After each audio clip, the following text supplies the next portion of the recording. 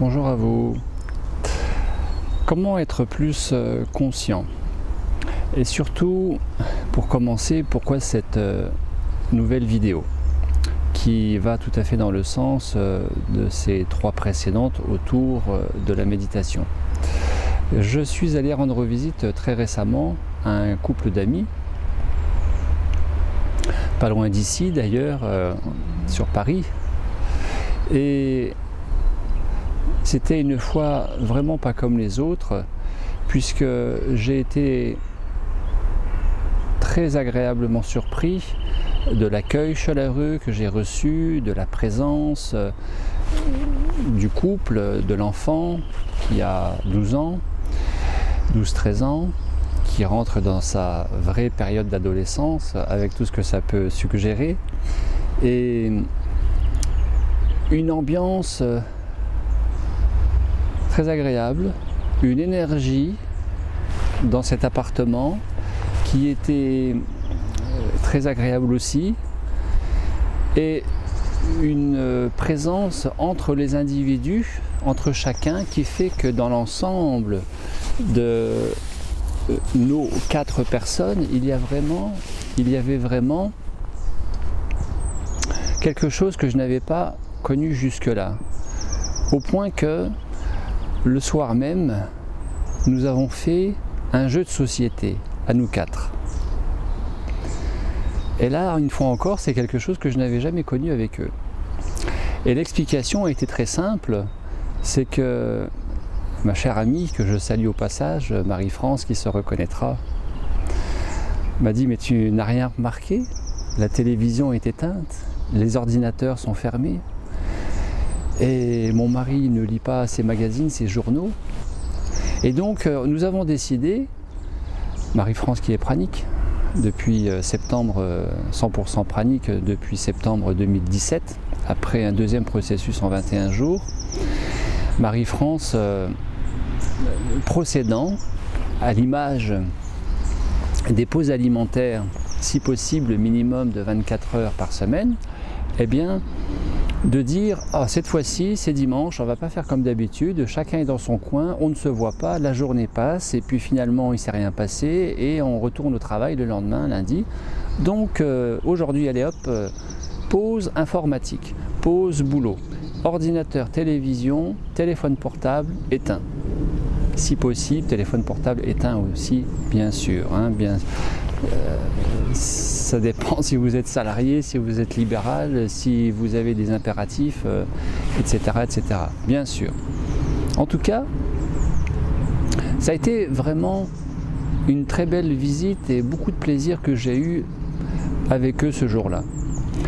Et donc, cette vidéo d'aujourd'hui vous proposera la même chose. Comment être plus conscient? Eh bien, être plus conscient, bien sûr qu'il est tout à fait possible de faire un stage en méditation, que ce soit Vipassana, que ce soit autre chose.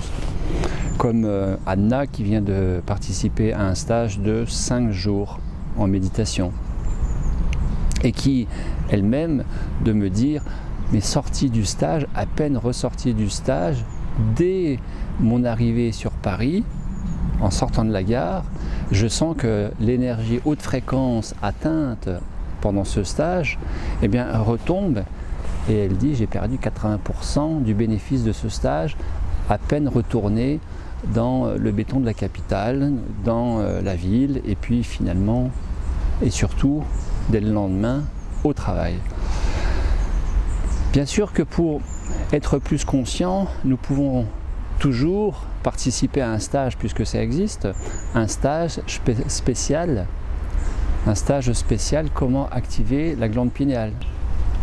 Bien sûr qu'il est tout à fait possible d'activer ses chakras, mais si le restant de la journée, de la semaine, du mois et de l'année, nous sommes toujours autant affairés dans ce monde où tout va toujours très vite et où c'est un véritable, dans lequel monde c'est un véritable privilège que d'arriver à dégager un petit peu de temps pour procéder à ces pauses, à se reposer, à se recentrer, à l'image de bien des infirmières dans le monde médical qui, et ça se voit beaucoup dans les maisons de retraite, qui souvent disent-elles d'elles-mêmes, n'ont pas une minute pour aller vider leur vessie, au vu des soins qu'elles ont à faire, des toilettes qu'elles doivent aussi réaliser auprès de la personne âgée pour aider le personnel aide-soignant.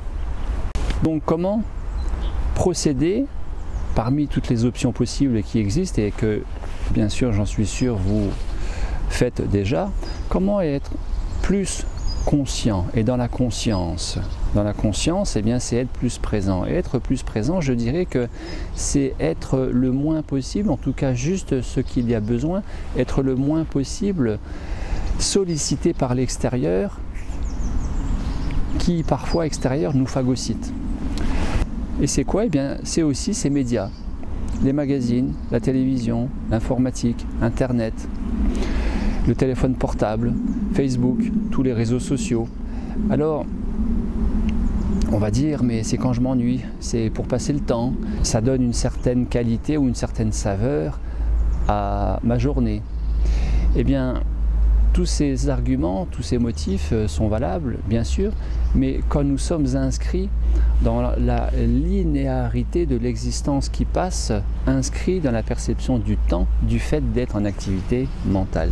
Et toutes ces activités informatiques, toutes ces activités de multimédia, téléphone, ordinateur, télévision, journaux, magazines, en réalité nourrissent surtout notre mental, qui mental participe à notre désalignement, surtout s'il y a un effet de stress parce que nous courons après le temps et que nous nourrissons, nous, à notre insu, pleinement ce monde de surinformation et de surconsommation en participant à la consommation mondiale dont tout le monde se plaint finalement, alors que nous, chacun à notre niveau, nous participons à ce monde de la surconsommation.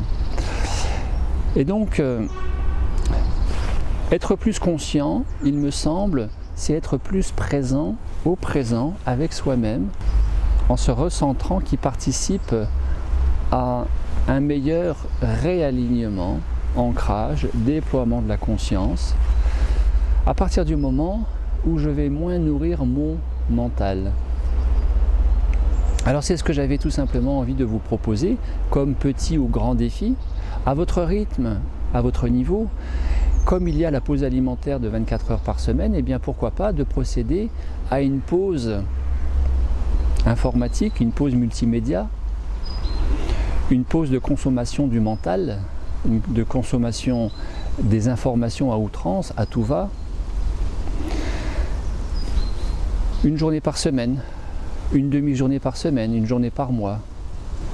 De même qu'il y a au Bhoutan, petit pays niché dans l'Himalaya, au sud du Tibet chinois, du Tibet sinisé, et je confonds toujours à l'est ou à l'ouest, ça doit être à l'ouest du Népal, et en tout cas au nord du Bangladesh.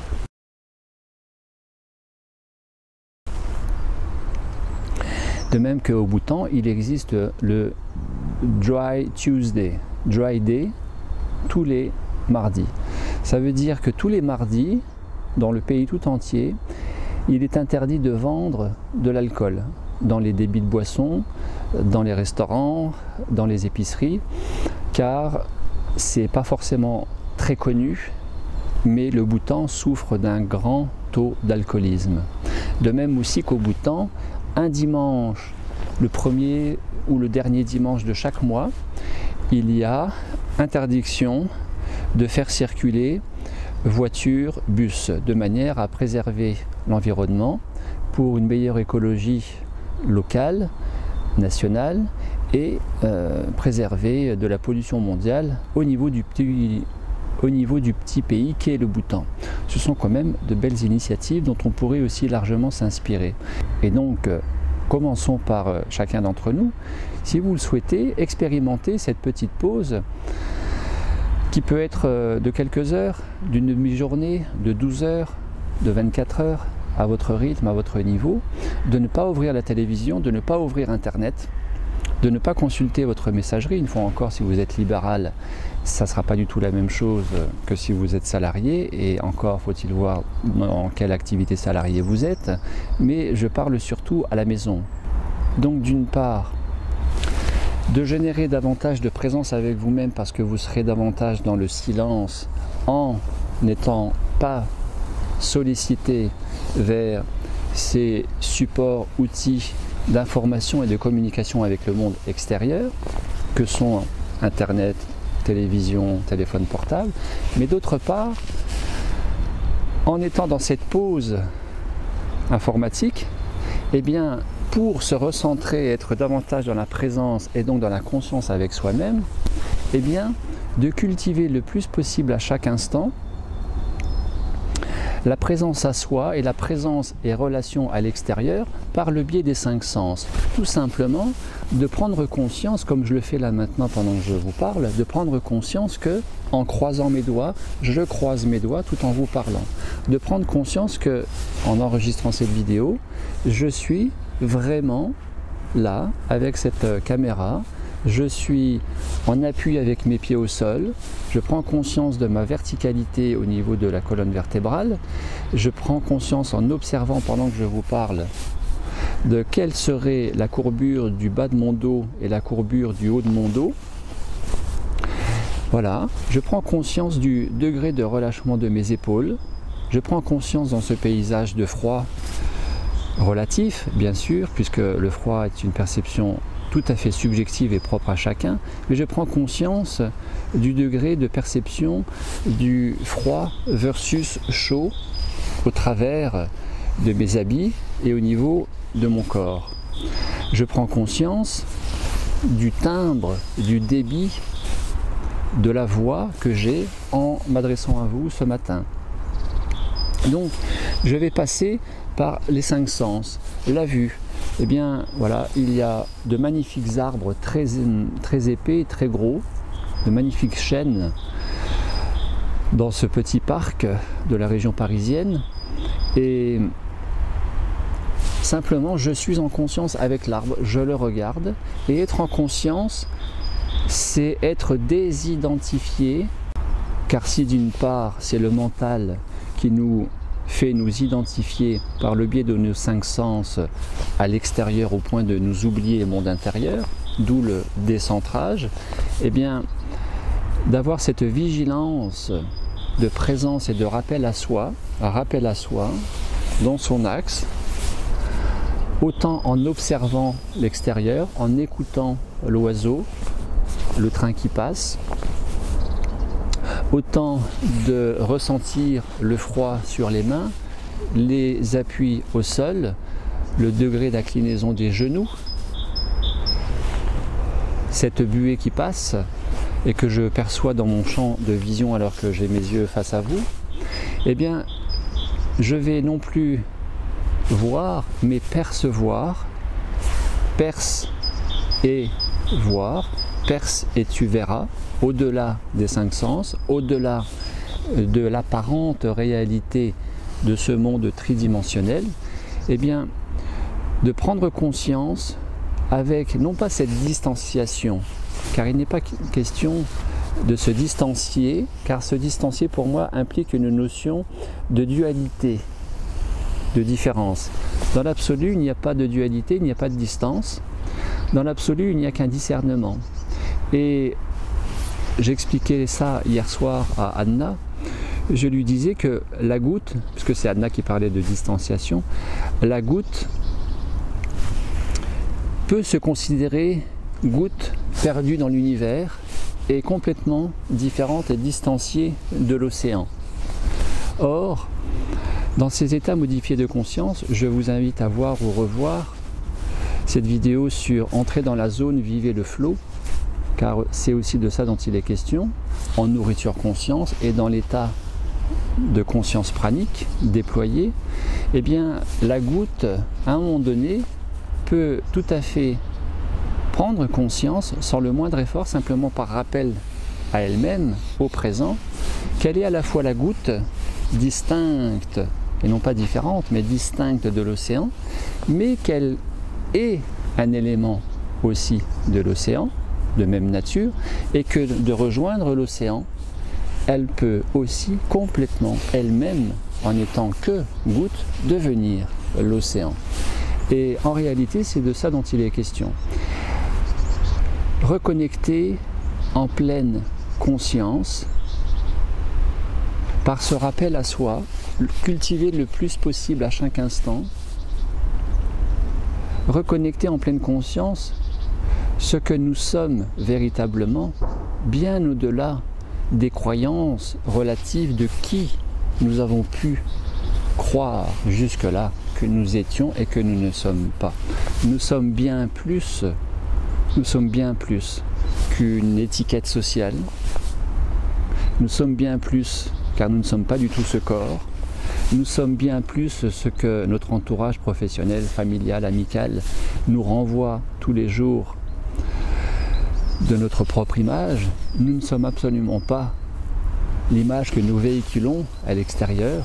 Je parlerai très prochainement de l'ego, puisque ce n'est pas une notion forcément facile pour tout le monde de cerner, identifier ce qu'est l'ego. Nous sommes en réalité, et une fois encore, j'aime à le rappeler, ce n'est que mon expérience, mon parcours, mon vécu, teinté de ma personnalité, de mes mémoires, de mon ego et de mon degré de conscience aujourd'hui que je peux avoir, que je peux présenter. Ce n'est tout ça que mon expérience. Je vous invite à faire vos propres expériences. Et comme le disait le Bouddha lui-même, il y a 2500 ans, ne croyez rien de ce que je vous dis, faites vos expériences. Croire ou ne pas croire, c'est une chose, mais il est beaucoup plus intéressant de faire ces expériences. Et tant qu'à faire, il est beaucoup plus intéressant et enrichissant et déployant, et donc moins limitant, de faire nos expériences qui vont valider nos croyances. En réalité, nous sommes conscience vibratoire ou vibration consciente.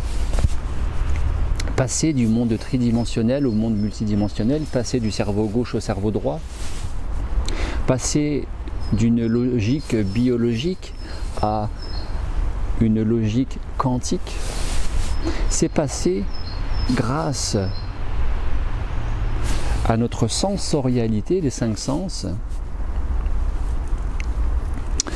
du savoir, savoir c'est ne voir que ça, donc c'est limitant, à la connaissance qui est basée sur l'expérience sensorielle et désidentifiée, expérience, connaissance qui permet infiniment plus ce véritable déploiement de conscience et de notre individualité par le biais de, au sens symbolique et pas forcément que symbolique, par le biais de cette deuxième naissance. Connaître, connaître. Ainsi, par notre sensorialité, nous pouvons accéder au 5e sens oriental en orientant notre perception sensorielle à l'extérieur, toujours de nous ramener à nous-mêmes, qui est pour moi vraiment la base de comment être davantage en conscience ici et maintenant avec soi-même et avec le tout. Cette base nous permettant d'accéder au monde subtil, passer du sensoriel désidentifié grâce à un lâcher-prise au niveau du mental et du mental égotique, il faut le rappeler, cerveau gauche, à une conscience multidimensionnelle, colorée, subtile, quantique, qui permet une autre qualité de nourriture au présent. Car la nourriture n'est pas uniquement ce qui rentre par la bouche, de solide et de liquide, mais bien plus que cela, tout ce dont nous prenons conscience est aussi une nourriture. Toute la sensorialité est une nourriture parce que vibratoire. De percevoir et non plus simplement d'entendre le chant de l'oiseau, de percevoir la vibration, le prana sonore transmis par le chant de l'oiseau et de s'en nourrir est un véritable cadeau de la vie. Et donc, être plus en conscience, c'est être plus connecté avec l'être quantique, l'être de conscience et de conscience vibratoire que nous sommes. Et passer du sensoriel au subtil, c'est cultiver l'alignement, c'est cultiver une conscience supérieure, démentalisée, et c'est cultiver une vibration supérieure. Infiniment merci à vous pour votre écoute. À très bientôt et belle journée à vous. Au revoir.